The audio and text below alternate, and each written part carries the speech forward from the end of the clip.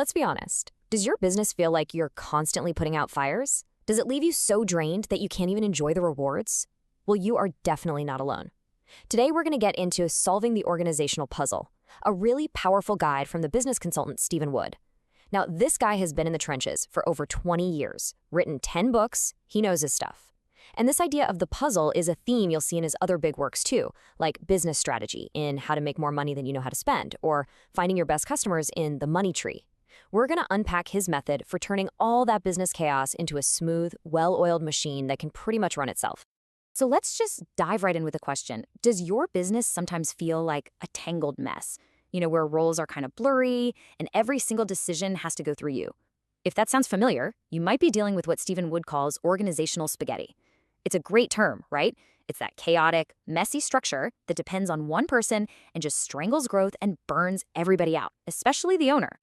To really see this in action, let's talk about a company from the source material called BusyCo. Now, from the outside, BusyCo seems fine, It just kind of trundles along. But under the hood, it's not really firing on all cylinders, and the owner is stretched so thin they're about to snap. Ringing any bells? And here's the reality of a place like BusyCo.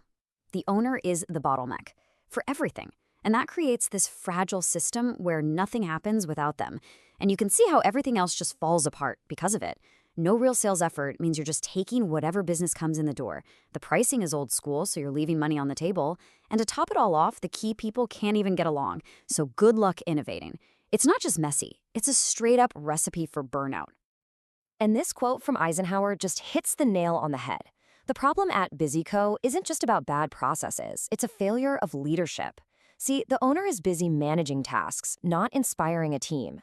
The real goal isn't for you to do everything. It's to build a system and a culture where your team actually wants to push things forward, even when you're not there. So, how in the world do we fix this? Well, the answer isn't to just hire more people or work even longer hours. No way. It's about completely rethinking the foundation of your business. And the answer is this powerful concept that Stephen Wood talks about all the time, the customer-to-cash process. Think of it as the actual blueprint for building a business that is designed from the ground up to win. And here is the golden rule. You have to get this right before you do anything else. Structure follows strategy. Before you even think about an org chart, you have to be absolutely crystal clear on your strategy. What are we trying to do here? Who are our best customers? Once you know where you're going, then, and only then, can you build the vehicle to get there. So what exactly is this customer-to-cash process? It's actually pretty simple, but it's profound. It's a method that forces you to map out, step by step, how your business finds a customer, gives them what they want, and then gets paid for it. The whole goal is to do it once, do it well, no mistakes, no reworks, and all at a profit. It's the absolute core of your business. And this is basically what it looks like. Think about it. Every single successful business has to master these 5 steps. It all starts with finding and winning customers. Then you have to design or develop something they actually want. Then you have to deliver it. Then, the really important part, you have to get paid. And finally, you support them afterward to keep them coming back. These aren't just departments on a chart. These are the actual gears that make your business engine run. Okay, so now let's see how this becomes something really practical.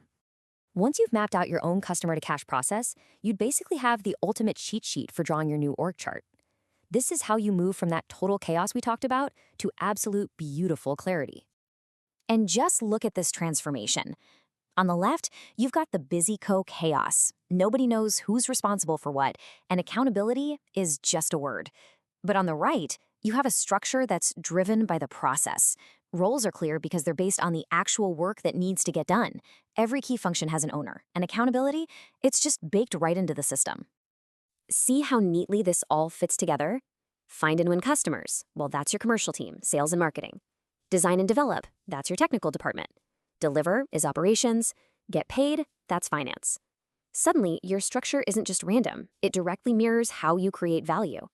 And this kind of focus is what lets you serve your best customers first, which is a huge theme in Wood's other book, The Money Tree.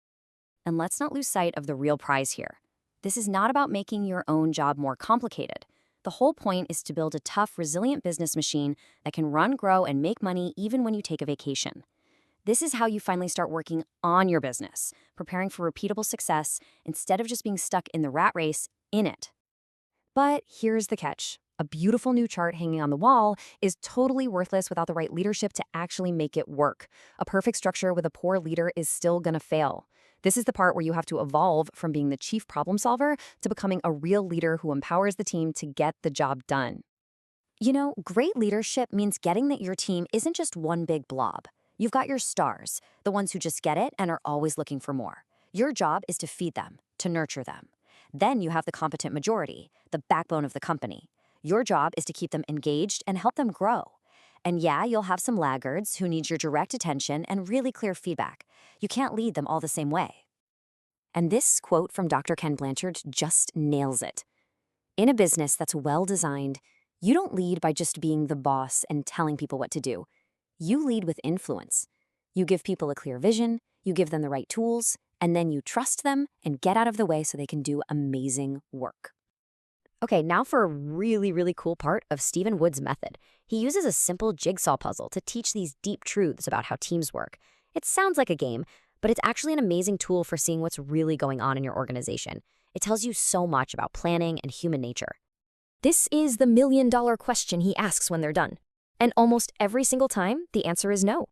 The team just jumps right in, trying to jam pieces together without ever asking what the final picture is supposed to be. I mean, how can you possibly win if your team doesn't even know what you're trying to build? And that brings it all right back to your business, or even your personal goals. Does every single person on your team know what the box cover, the big vision, looks like? Are their roles clear? Like, your job is to find all the edge pieces. This kind of methodical process isn't just for business. It is the key to achieving any big goal you really want for yourself. And you know when this really pays off? When things get tricky, when a crisis hits, and it always does, the first instinct is to panic.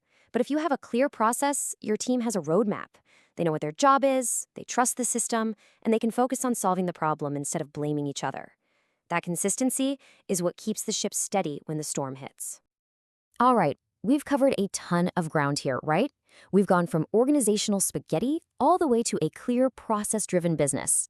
But talking about it is one thing. Now it's time to think about taking action. It's time to do a little self-assessment and figure out where you need to start.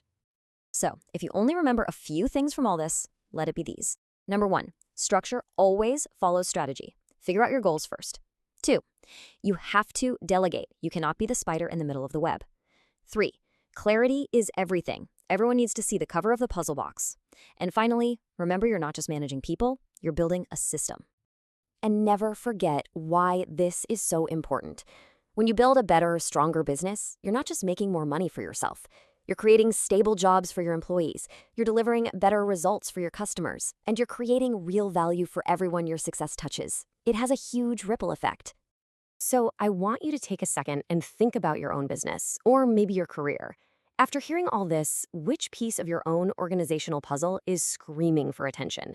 Is it the strategy, the unclear roles, the leadership? Be honest with yourself and pinpoint it.